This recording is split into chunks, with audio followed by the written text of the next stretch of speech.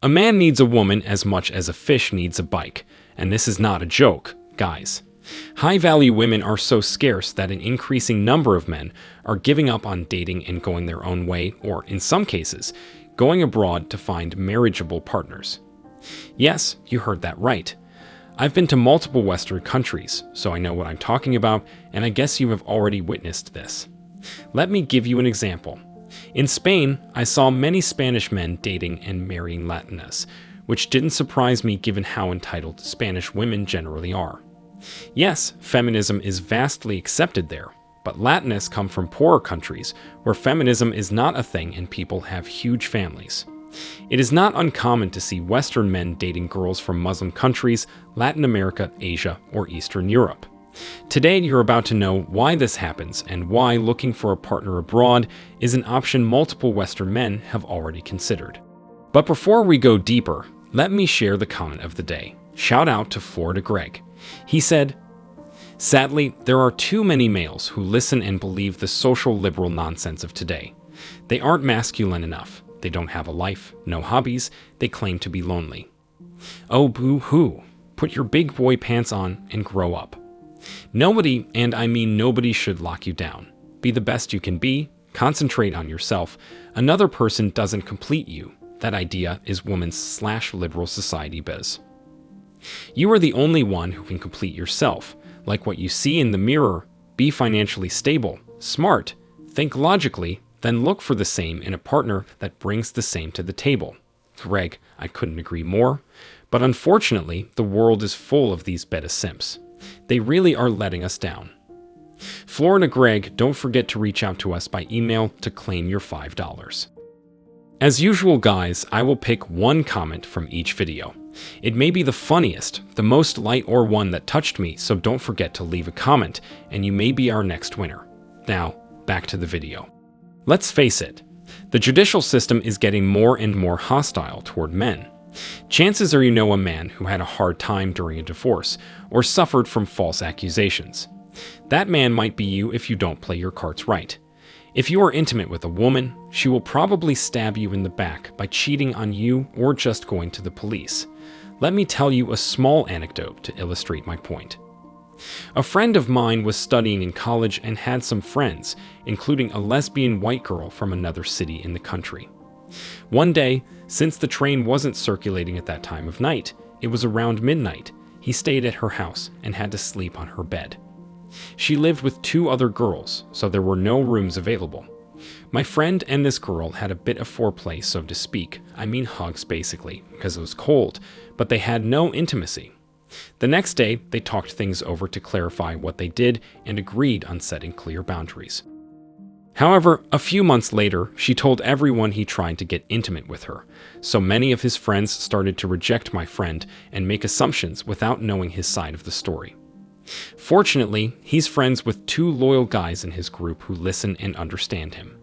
He's been lucky enough to find 2 unplugged men. No wonder why I always say that it is important to take care of your bros before messing around with unstable chicks. The movement #MeToo has made society so fragile and put men in an unprivileged position. Although you might prove your innocence, society will always make assumptions about you, so your reputation might be hard, if not impossible, to recover. This is so common in the West that men are not willing to put up with all that anymore, so they end up going for women who don't give this kind of problem. Plus, I am about to explain other reasons why almost all Western women are not marriageable anymore. Hypergamy is real, so women are wired to only seek men of higher socioeconomic status. Americans are well established in the top 1% globally in terms of wealth and status. That doesn't leave an American woman with many options outside of her country. I was recently reading an article about American women bemoaning a lack of marriageable men. The article stated that women graduate from universities at higher rates and are achieving higher socioeconomic status. As a result, they're finding their pool of economically desirable men to be more and more limited. If she isn't going to consider an average American guy earning an average income a viable option, then that poor guy from a developing country doesn't have a snowball's chance in hell. Of course, men have different criteria for what we generally seek in a partner. When it comes to socioeconomic status, men are much less concerned about that when selecting a partner. Of course, that works out, because if one side is digging their heels in and insisting on only dating up, the other side has to be willing to date down. Otherwise, nobody would be dating anybody and the human species would go extinct.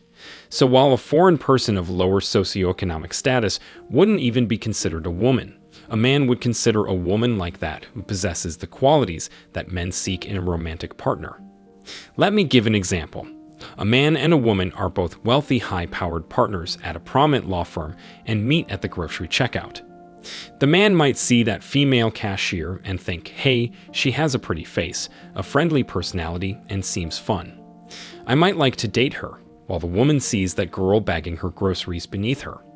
That is why the average income of the wives of men in the top 10% of income earners is $40,000 a year, while most women in the top 10% of income earners remain single. She's not going to settle, she's not going to date down. Meanwhile, he can date younger women. So he gets a hot young trophy wife and she stays single. The same thing is happening now on a global scale. Men who maybe aren't at the top in terms of wealth, but earn enough to allow them extra money for travel, are looking at their dating options. For many of these guys, their options are either some overweight, combative woman coming with baby daddy drama and other baggage from previous relationships, or an attractive young woman with a friendly and agreeable personality from abroad. The choice becomes clear. I know these facts are true, not only because I made detailed observations, but because I have a friend who lived abroad for many years, and now that he's back home, he clearly sees the big picture.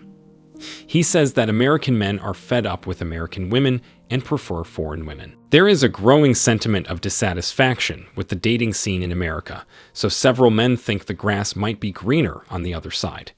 This sentiment is absolutely legitimate. Here's a factual quote Thoreau said, "Most men lead lives of quiet desperation and go to the grave with the song still in them." This is sad but true. Many of us wonder if there is something better out there, since it seems that you must have it all to attract women. A six-pack, a six-figure income job, a 6 feet height, impeccable taste, and the list goes on and on. Unless you're a celebrity or a millionaire, you can hardly get any high-quality, attractive women. On top of that, the women many men could get are entitled, insufferable, have daddy issues, high body counts, bad behavior, and many other bad traits.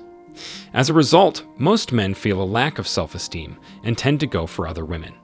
It's insane how once you go abroad, foreign women tend to treat you better. Many men are realizing this, so they have no incentive to go back to the Western dating marketplace. Unsurprisingly, lots of men go to countries like the Philippines, China, Russia, Thailand, Colombia, and Brazil in search of greener pastures. And yes, they are greener. The supply of attractive women in these foreign countries, and many more I didn't mention, is brutally high, while the demand for intelligent, well put together, and self-respecting foreign men is high too. In America, as well as in other Western countries, the dating standards women have are ridiculous. Men are seen as an ATM and overall providers of seed, if you know what I mean. Most women are superficial and brainwashed. They have daddy issues and have been raised to think all they have to bring to the table is their beauty. They want multiple rights but no responsibilities. They are so proud, and humility is not part of their vocabulary.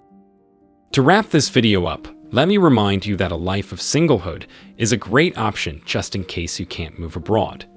If you end up meeting a feminine foreign woman who has not been brainwashed and adores you, feel free to start a relationship with her even. Make your own choice, and if you decide to go your own way, that's awesome too. Anyway, I bet you now understand why the grass might be greener on the other side, and why dating in the West is not considered by men anymore. And by the other side, I also mean singlehood. Regardless of what you choose, I wish you tremendous success, happiness, and freedom. That's it for today's video. Nevertheless, let me remind you that a woman must not be the center of your life, so keep on your grind and success will be coming your way. Go monk mode, since that's true freedom.